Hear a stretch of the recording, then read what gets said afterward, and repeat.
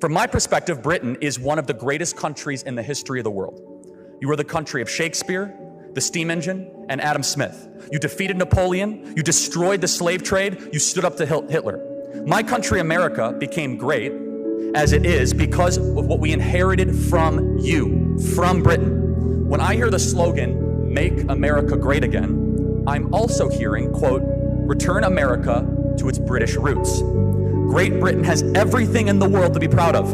But when I look at Britain today, I see a country where the ruling elites are in a race to abandon the values that made them so great in the first place.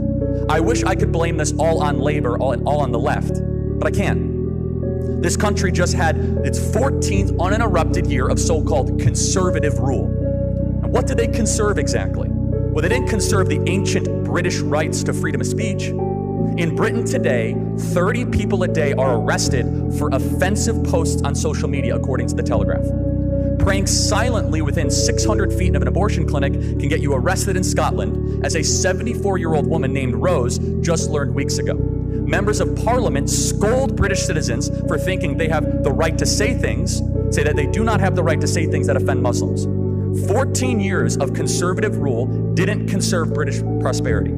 Adjusted for inflation cost of living, the average British worker makes less today than they did in 2008. Outside of London, the British have lower incomes than every one of America's 50 states, and it never used to be this way. British industry pays 4 times as much for electricity as America does. You have the highest electricity rates in the world, a consequence of a choice of going net neutral.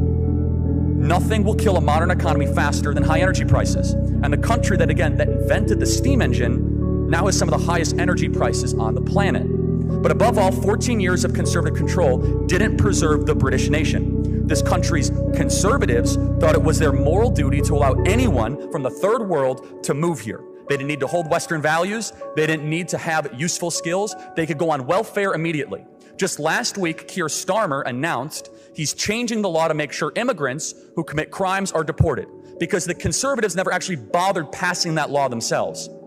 The dying out of the British nation means the dying out of Christianity. Britain is the birthplace of Baptists, Methodists, Presbyterians, Anglicans, Quakers, and more. I would guess that more Christian denominations trace back to Britain than any other country. But soon, Britain will have more practicing Muslims than practicing Christians. I think that will be a catastrophic change. We'll have a lot to say about Charlie Kirk at our event. Let me say one thing though. What did he speak about? Courage all the time, showing courage. Do you know that assassination, that attempt